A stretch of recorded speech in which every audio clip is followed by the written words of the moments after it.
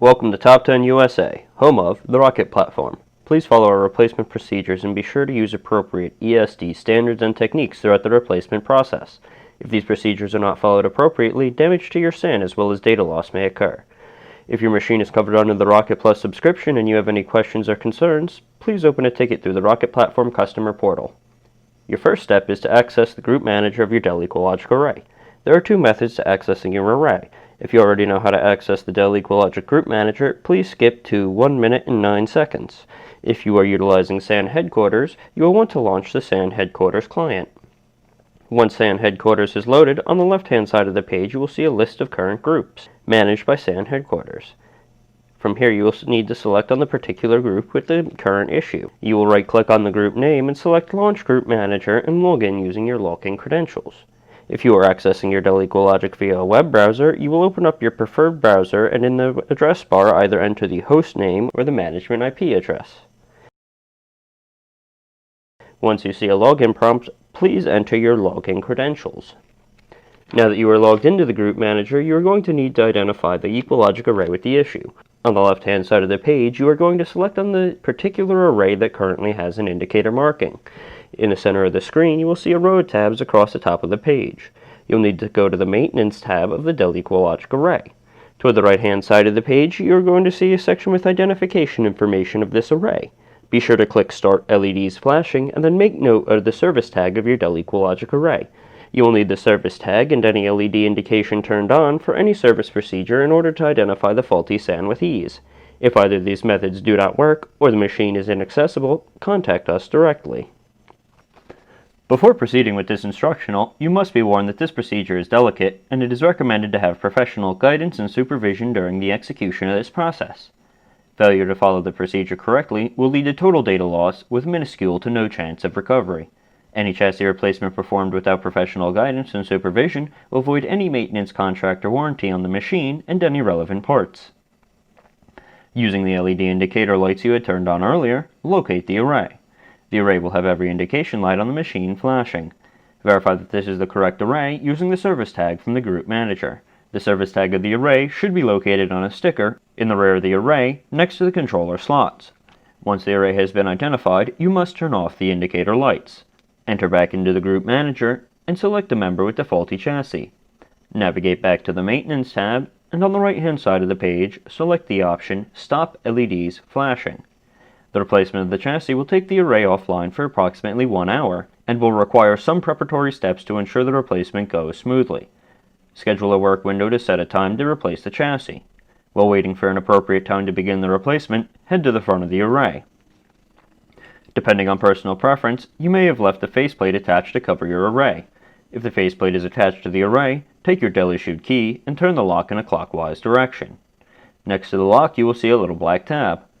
Lift up on the tab and the faceplate locking mechanism will release, allowing you to remove the faceplate. On each side of the front of the chassis you will see a flathead screw. Take a flathead screwdriver and turn these screws in a counterclockwise direction. This will release the rail lock, allowing the array to slide forward. Now slide the array forward until the drive bays become easily accessible. When it comes time to replace the chassis, the drives will have to be seated into the correlating slots on the replacement chassis, meaning the drive-in slot 0 on the current chassis must be seated into the drive bay slot 0 on the replacement chassis, or the controllers will not be able to read the RAID configuration, causing the member to become unable to boot. To prevent the drives from being inserted into the incorrect slot, label the drives according to which slot the drives reside in. The drive slots begin with slot 0 and end with slot 47 and are oriented down to up, left to right. Once you have labeled all your drives, push the array all the way back in the rack. Now head to the rear of the array. The controllers will have to go back into their specific slots, and the cables will have to be inserted into the specific slots they are currently reside in now. Label the controllers according to their slot, then label the cables according to how they are currently oriented. Once you have completely labeled your cables, you have finished the preparatory steps to the chassis replacement. Wait for the work window to begin, and then head to the Group Manager. Now that the time has come to replace the chassis, you must first offline the volumes associated with the array prior to shutting the array down. On the left-hand side of the Group Manager, you will see a tab selection for the overlay. Select the Volumes tab Overlay. On the left-hand side of this overlay, expand on the Volumes tree. Select the first volume in the list. The information regarding this volume will appear on the right-hand side of the overlay. Toward the bottom of the information, you will see a volume distribution section. The bar for this section will display the name of the members that the volume resides on. For multi-member pools, you will see multiple arrays and their percent of distribution to the volume. Since the first volume in our list resides on the faulty member, it must be offlined prior to the replacement. On the left-hand side of the page, right-click on the name of the volume and select the option Set Offline. After selecting the option, a window will appear asking if you wish to proceed. Select the option Yes to continue. Work your way down your volumes list, offlining any volumes that reside on the faulty member. Once all the volumes associated with the faulty member have been offlined, you will have to shut the array down properly. Navigate back to the Group Overlay tab. Select the member with the faulty chassis and navigate to the Maintenance tab. On the left-hand side of this tab, select the option Shut Down. After selecting the option, you will be prompted to enter a management password. After the management password has been input, the array will begin the shutdown process. Head to the front of the array and wait for the shutdown process to complete. To confirm the shutdown process is complete, look at the LCD screen on the front of the array. The LCD screen will display a comms fault error when the array has completed its shutdown process. Once you have seen the comms fault error, lift up on the clear cover to the power button and depress on the button. Now head to the rear of the array. Remove the cables from the rear of the array. You will now need to begin removing components from the array. Begin with the power supplies. Push the two black tabs towards the center of the supply while pulling outwards on the metal bar. Once the metal bar has extended fully, you should be free to pull the power supply straight back out of the slot. Repeat this process on the other power supplies. After removing the power supplies, you will have to remove the control modules from the array. Push outwards on the two black tabs while pulling the black levers towards you. Once the black levers have extended fully, you should be free to pull the control module straight back out of the slot. Apply this process to the other control module. Once all the components have been removed from the back of the array, head towards the front. Slide the enclosure forward until all drive bays have been fully revealed. You will now need to remove the drives from the array. Depress on the tab of the drive, forcing the arm on the tray to begin to swing up. Force the arm completely open using a light amount of force. Once the arm is completely open, you will be free to pull the drive straight up out of the slot. Repeat this process until all drives have been removed from the array. Once all the drives have been removed, you will need to remove the channel control cards. Pull up on the black tabs attached to the control cards. Once the tabs have been completely pulled up, you should be free to pull the control card straight up out of the slot. Repeat this process on the alternate control card. Now that the channel control cards have been removed, all that will be left is an empty chassis in the rack. On each side of the chassis, you will see the screws securing the top cover to the rack. Take a screwdriver and unscrew these screws securing the top cover. Once you have removed the screws securing the top cover, slide the array slightly inward and pull it outwards to seat the top cover further on the array. Now pull the array out of the slot. Around 2/3 of the way out of the slot, the array will catch on a rail lock. On each side of the rail, you will see a white tab. Pull the tab towards the front of the array while pulling the array outwards to release the locking mechanism to allow the array to be completely removed from the rack. Now insert the replacement chassis into the rails.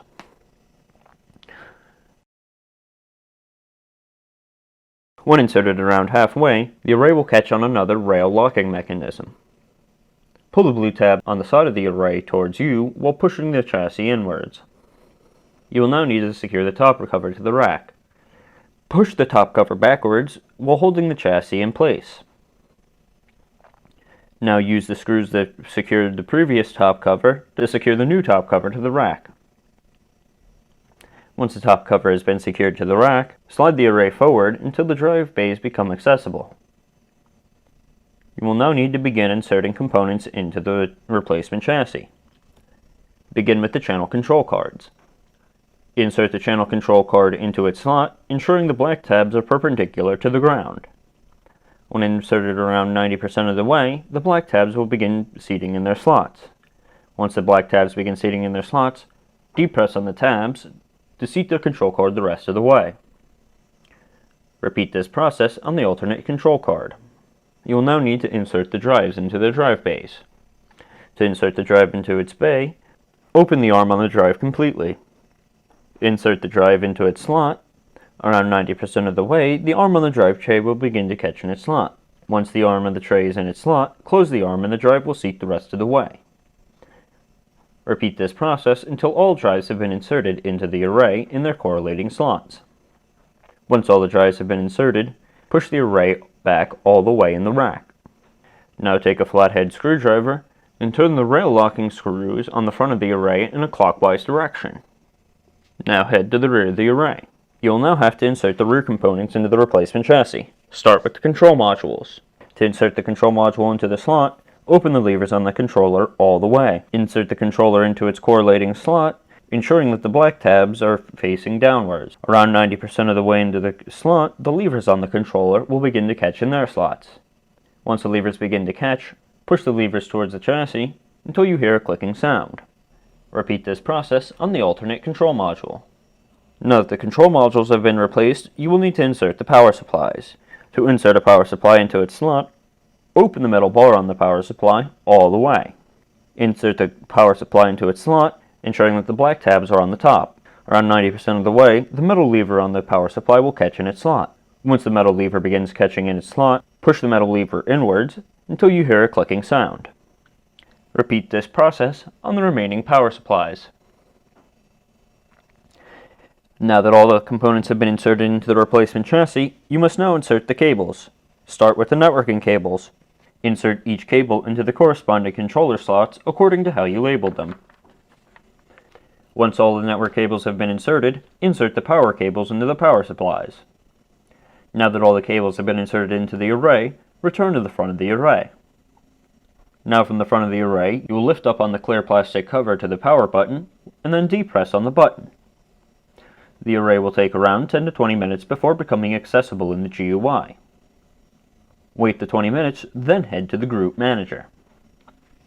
Now that you are back in the Group Manager, confirm that the array is now back to a healthy status.